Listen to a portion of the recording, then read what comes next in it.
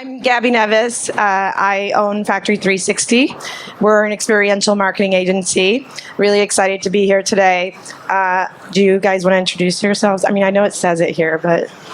Sure. I'm Michael Reynolds. I'm a Senior Director, Omnichannel Digital Marketing at AstraZeneca. What I do, essentially, Omnichannel is a buzzword, right? So it's pretty much nothing. But what I do is translate our business objectives into integrated customer experiences. So I have a team that sits across the biopharmaceutical business unit for the Americas. So I have all the Americas, so North and South America, on all the priority brands. And we work through, I have media, I have digital, I have channel excellence all under me. Hi, I am Vanita McLemore, and I am the head of PR events globally for AWS. And as you guys know, AWS is a cloud provider, and I basically do marketing and 3P events with AWS globally that are for customers, that are for AWS users, and especially startups to get them into using AWS. And basically, my job is to make sure we get awesome reporters there, that they do great coverage on all of our events and all of the new releases that AWS has. And I worked with Factory 360 also to produce some internal events for employees to actual support these global events, because we couldn't do those events and have those products without the employees. So yeah, that's me. You know, what we're going to talk about today is the integration of digital and experiential. I don't know if any of you have heard me speak before, but I always talk about how, and no offense to anyone that works in traditional advertising, but the only people who watch commercials are the people who make them, except for that one day called Super Bowl, where people actually sit and watch and don't walk away. And so I believe, and I think a lot of people believe, that the future is digital and experiential. And that's why this is exciting to bring my really friends on stage, because, you know, as a digital expert, as an experiential expert, we're bringing it together and really today going to talk about how to best build an integrated program, what are we seeing as a future, and what that looks like for them in their respective industries. So with that said, can you share what are some of your favorites or best integrated programs to date? Yeah, I think the most recent one was the one we did with Factory 360. We did watch parties for employees globally while we produced our reInvent, which some of you may have heard of in Vegas, which is like 50 to 60,000. We did watch parties because all employees cannot come to that. You got to keep the ball rolling, right? You got to keep working. So we did watch parties in London, in Berlin, in Seattle HQ1 and HQ2, all simultaneously with the keynotes. And it was interactive, where employees felt like they were in Vegas, and they had all kind of cool interactive activities during that time. They were able to like record themselves, you know, as like they were in Vegas in a digital background, and just really being able to uplift, because we all know everyone's not interested in going into the office. So it was also a way to get people excited about going into the office and giving them an opportunity to experience something that they would normally not experience on a day-to-day, and to really be a part of all the hard work that they put into the products and the services that were being released. So for me, it was like humanizing like all of their efforts and giving them some fun, but also giving them some cool experiential activities that they could post about, that they could brag to their friends about, and really make them go and now be more creative because they've experienced this. So I think when you give people those opportunities, it gives them a way to see things differently. And when you're working with people that are engineers and creators, you always want their minds to be thinking of the next greatest thing. So that's why experiential and how you use it and it affects people is super important. You know, it's funny. I don't know. Was anyone here for the Pinterest and for Expedia? They were talking about B2E. And I'm seeing that as a huge trend in the experiential space. We do events, B2E events for Amazon or AWS, as well as Meta. And it was interesting to hear her talk about that as well, because I think that's only going to continue more and more. As you said, people have to go back to the office. Would love to hear some or one of your favorites. Sure. And this is close enough, I think. So I think for me, one of the newer things that we're doing at AstraZeneca is actually a true direct-to-consumer play, which is not normal when you think of drugs, right? I sell drugs for a living, right? So we, for one of our brands, Flumis, which is for the flu, etc., we have now an at-home option. So similar to Amazon, you go online, you have an online doctor experience, etc., and you can have the vaccine actually sent to your home. And one of the activations we did with that was we brought in a bunch of moms, the true leaders of the household, right? Who set the schedules, etc. And we did this big thing around how did we fit into your schedule or your busy life. And we did it was like LA, New York, San Francisco, like all the major cities across, and we brought them all, and they had like a family planning day, et cetera, and things like that. And honestly, one word you said I loved was humanize, right? It humanized the reality of what these people, these homemakers go through, and how do we fit into your life instead of having an extra trip to the doctor's office or something like that. So it was one that I thought gave us an opportunity to show up in a more real way instead of just promoting to physicians. Yeah, and I think, the integration for me as an agency owner is exciting with digital because we finally have measurement, right? And they talked about this earlier too, because for years it was like Nielsen, and I'm like, well, what? We don't have that, but it works. I swear to God, And we would measure however we could, however many people came, but COVID really drove the QR code adoption, which as simple as that has catapulted us to another level in terms of what we can do on site. One of the things we talked about, Michael, was, and I find the pharma industry and what you were talking about really interesting because you were saying there's been a huge evolution and change in your industry specifically. I don't know how many of you know the pharma industry, but I'd love for you to share the biggest changes you've seen in your industry. It's funny you say it's my industry because I think I'm only like 4 years into pharma, right? So traditionally I'm come from CPG background, and you can see that trend in a lot of pharma companies of them bringing in individuals that worked in this space from different industries to try to jumpstart or kickstart where we're going. But I think the biggest change, I think pharma has changed more in 3 years than it's done in the last 30. If you really think about it, COVID had a lot to do with it, but I think a lot of customer expectation or consumer expectation has changed dramatically. So for example, individuals want to get their information where they want to get it. So we used to get away with putting a TV spot on TV with a younger lady and their dog running through a field, and then here comes the brand name. Or the hot tub one. Right. I mean, we all know that weird hot tub ad. But we used to get away with that, right? I think consumers now expect more for what takes up their mind share, right? So television's not really of a big thing anymore, so it can be more programmatic in that case. People search on TikTok in Google more than they search Google in the last 6 months. Right, so those paradigms or those shifts in the market has changed how we have to show up. Also, we don't get the same, laissez-faire or whatever credit when we can put up BS ads, right? So now they have to be informative and educational, but they need to be funny. They need to be engaging. They have to hold mind share. So I think one of the big shifts for us is not only how we show up, but also people care about the core company, right? So we used to be brand specific, but everybody's taking a vaccine for the most part, and everybody can tell you exactly which vaccine they had. Was it Pfizer? Was it J&J? Now the company matters, right? Not just the drug, but the actual company matters. So how do we promote our company? How we call AZ or AstraZeneca as a brand as well? So that's been a big shift for us. And Vanita, can you speak to what you've seen, change in the past couple of years as it relates to experiential? Yeah, I mean, I feel like for us, everybody knows like AWS is with the NFL, like that's one of the biggest ones, right?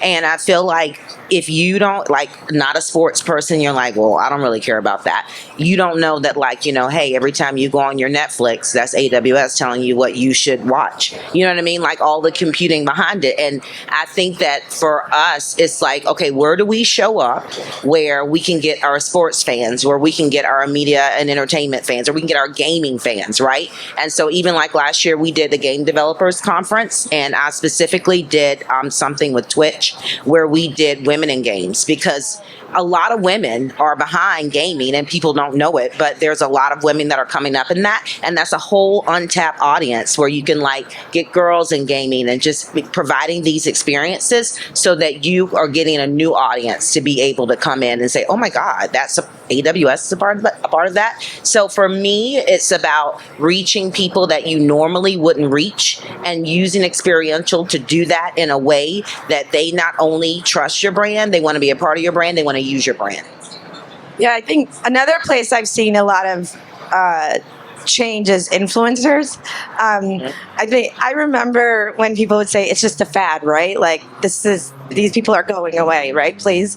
And it's quite the opposite. I mean, they've become, for us, we're also doing a lot of press influencer events. I don't know how many of you are in experiential, if you're seeing the same. And that leads me to a question for you in terms, for folks here that work in experiential, what would you say are regulations you have to keep in mind when working in the pharma industry, specifically as it relates to doing experiential work? Yeah, I think the most obvious one is data sensitivity, right? So, but I think that expands a little bit farther than that. I think educating yourself on the brand and the disease state is extremely important. And the reason why I say that is when you're taking, no one takes a drug healthy. Some people take Ozempic to lose weight, but we're not going to talk about that. But no one really takes a drug healthy, right? So when you're trying to build an experience, and when I work with our agency partners, you have to understand that people are in a vulnerable state, right? Their quality of life is down.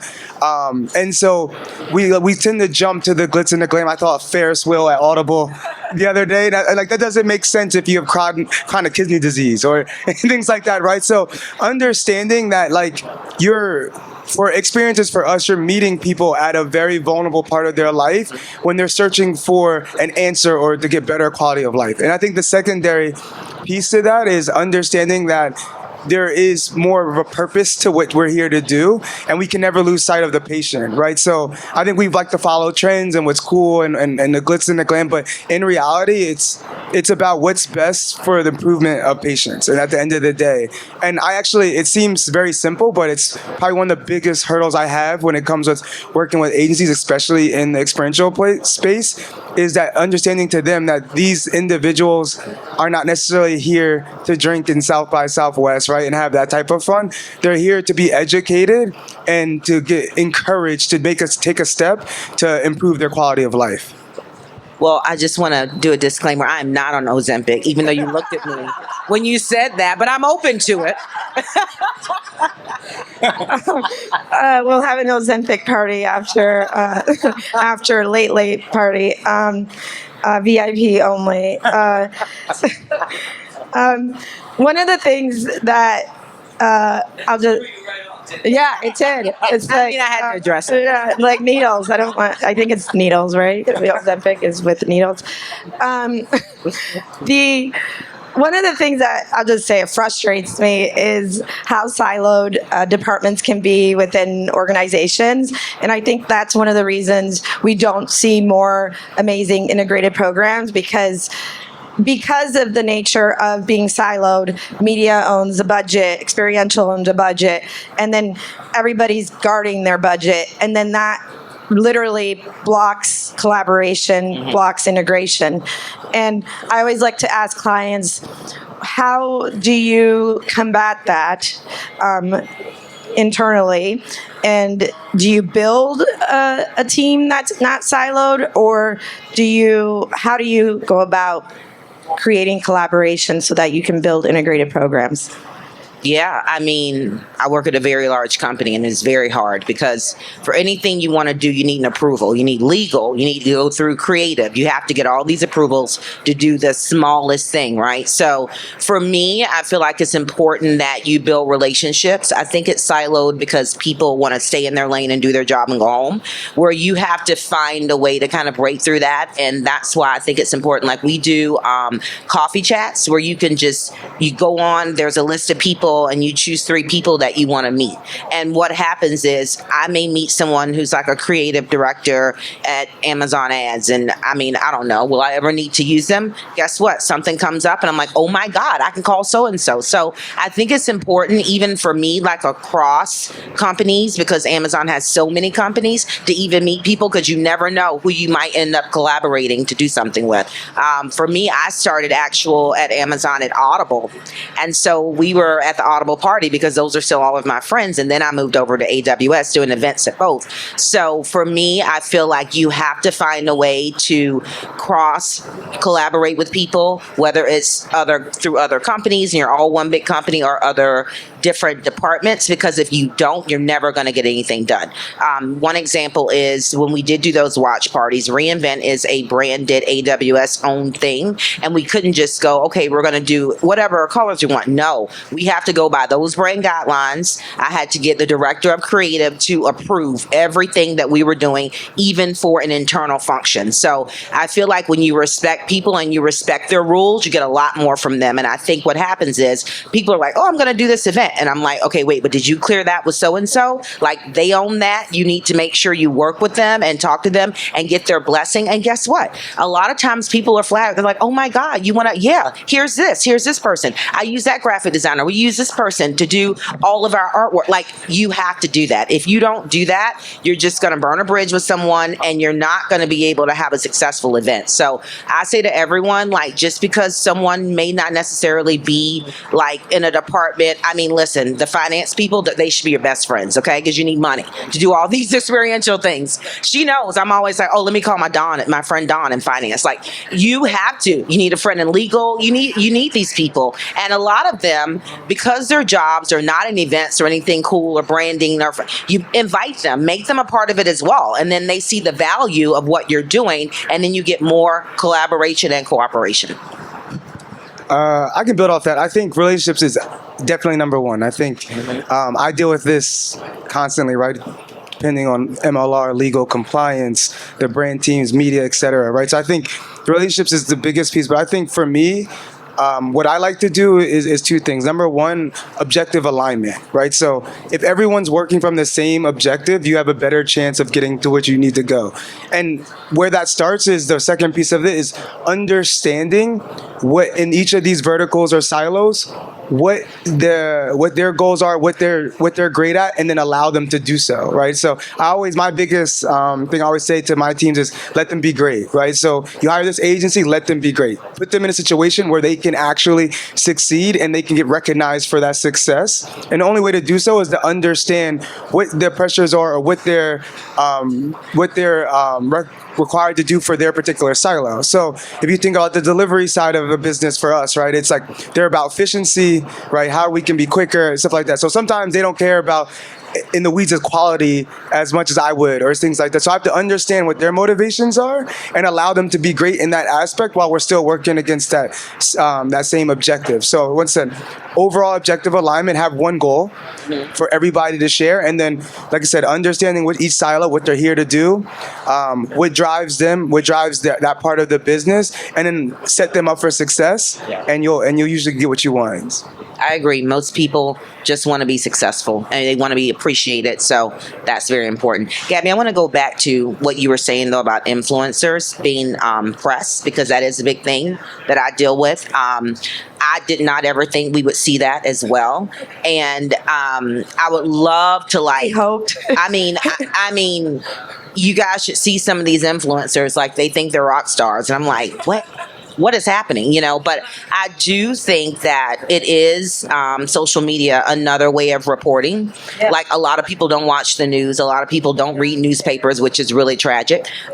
Especially younger generations, they read posts and followers and TikTok, and that's how they get their information. So I think we just have to, in working with influencers and really trying to understand them and bridge the gap of, like, who's like working for Bloomberg News and who's like a TikTok influencer, and even how they interact at my events is super important to me, because I don't want, the influencer to feel devalued or the Bloomberg reporter to feel like, they're going to be archived any second. So for me, creating an experience that kind of evens the playing field and they're both reporting but in different ways is super important. And that has to do with what I go back to, like the humanness factor and fun. And I love my job and I love to come to these events done by AWS because they treat me with respect and they make sure that I always leave experiencing something that I would never have anywhere else. You know, that I think you bring up a really good point, which because for the most part, when we do influencer press events, it's just influencers. They don't. It's not literal press. Do you think they should mix? Like, I love them to mix. It's the weirdest yeah, but thing that's ever. not like Real Housewives. You know what I'm saying? Like you have the person that's like glued to their phone. Like traders. And the guy that still has his like mold skin and his, you know what I mean? And his pen. And then they sit together and then all of a sudden they're like having this great conversation. I love it. In Las Vegas. You know how you know who is who? You know what I mean? They'll be at the poker table later. I love it. You know how you know who's who is just age. Yeah. Like, it's crazy. Like, I'm like, okay, they're the press, and they, you know, it's like a 20-year age difference. Mm-hmm. What, you disagree? No, Not disagree with me in I think public. this is also, I'm in a highly regulated space, so there's like a little bit difference. I think for me is strategically understanding which each individual is there for. Yeah. So because we're in a highly regulated area, we leverage both, right? We leverage KOL, so physicians or doctors, etc., as influencers, but we also leverage the 22-year-olds, right, that making posts about on TikTok. I think is when you strategically understand the value of each, and once again, let them be great and let them live into what that value is, I think you have that perfect mix. Once again, I'm a big strategy alignment, objective alignment person, right? So when people understand their roles and the value that their role is, and they can live into that, you breathe this air of success, right? So I'm actually with you. I like the mix. I think strategically each serve a certain purpose. The problem is when you don't hold them to that specific purpose, and that's where you come into issues, right? So I think one of the things I like to look for is, regardless of age, as my friend Gaby just talked about, is what is that sweet spot, and how am I leveraging the TikTok influencer for awareness play, and how am I leveraging the physician from National Jewish in Colorado for that credibility, validity aspect of it, and how do I merge those two together in a genuine, like, unique way that doesn't seem like fake, right, or forced. So I cringe bringing this up because, yeah, I know. It's really not that bad. AI. There's been some really weird work coming out of the AI space in the experiential world recently. I'm not going to name the client because I want to be nice. I think, and then there's a great example. I'll be positive, glass half full. Gen AI, I did a talk with Billy from Virgin Cruise Lines, and they, in my opinion, did a great job with their program. I don't know how many of you are familiar, but essentially you could go on, it's Jennifer Lopez, and tell them, you know, I want to go to the beach, or I want to whatever, and it gives you an itinerary. So it makes sense. Like, it's actually doing something as opposed to just nonsense, you know, or just to get press. But AI, thoughts on, you know, how it would make sense for you all? Or I mean, it's here. Everyone's using it. You know what I mean? I think part of everyone knows that we can't avoid it, but I think how you use it and use it responsibly is important. That was the thing. I saw the Virgin thing, you sent it to me, and the thing with J-Lo, it was like Gen AI, right? They made it about her. So, and it was more about the celebrity mixed with the AI, but I think that it just needs to be democratized for everyone to use in a way that's positive, however they want to use it, and not to be abused. You know what I mean? Like the deep fakes and all that bullshit that's happening right now. Like, I think that people have to use technology responsibly. So I do think it's good that Gen AI can be used, but you have to do it in your experiential that is going to be purposeful, that's going to be useful, and that might be entertaining, but what are you really taking away from it, right? So even like the J-Lo thing, thing. Like, A, I'm never going on a cruise. B, I mean, you know what I mean? Like, I'm just trying to, like, that's for entertainment purposes. So it's a good way for them to use it. I think they just also, everybody's so hot, Gen AI, everybody wants to be involved and say they're doing something with it. So that was the way I think that they just thought of to like use it mixed with J-Lo, who everybody wants to know everything she's doing. Once again, highly regulated area. AI is a real thing, right? And I think it's understanding the use cases and like when we speak to it, or the articles you read about it, or things that pop up on your Instagrams, etc. The Jennifer Lopez examples, that's like literally 10% of what AI is actually leveraged for. So a lot of pharma companies, AZ included, leverage AI significantly because people forget AI is basically model building.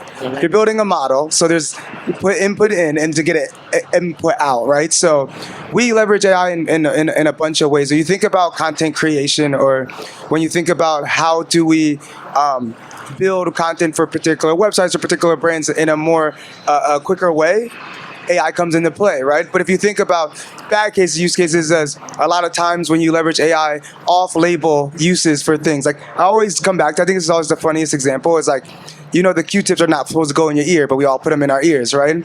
So I'm in pharma, we cannot do anything off-label like that. But if you use AI and ask for certain things, it comes up whatever information is available or readily available, and whether it's credible or not. Yeah. So, and so there's the negative use cases, but there's also positive use cases, as in my biggest use case for AI is content creation, content optimization, and content orchestration based off of the optimization, right? So if you think about it, is my whole idea or my whole job is to continue to engage with someone along a customer journey and continue to serve them up the best content for where they are along that customer journey, and be able to do so and be able to follow them. I need a little help. Yeah. Right. So it gives us that opportunity to create content based on Dr. Gaby and what she engaged with on our website, etc. Serve it to her on a platform that makes sense, and then continue to orchestrate the rest of her sequencing of activity or engagements based off of that. That's all AI. That's all modeling, which it does for us. We leverage a lot of data to do so, and I think that's an extremely positive way because you can drive personalization. So it's just understanding the use cases and understanding that it's not this generated video, or it's not just asking ChatGPT to write you a resume, things like that. That's a good idea, though. Thank you, everyone. Thank you so much.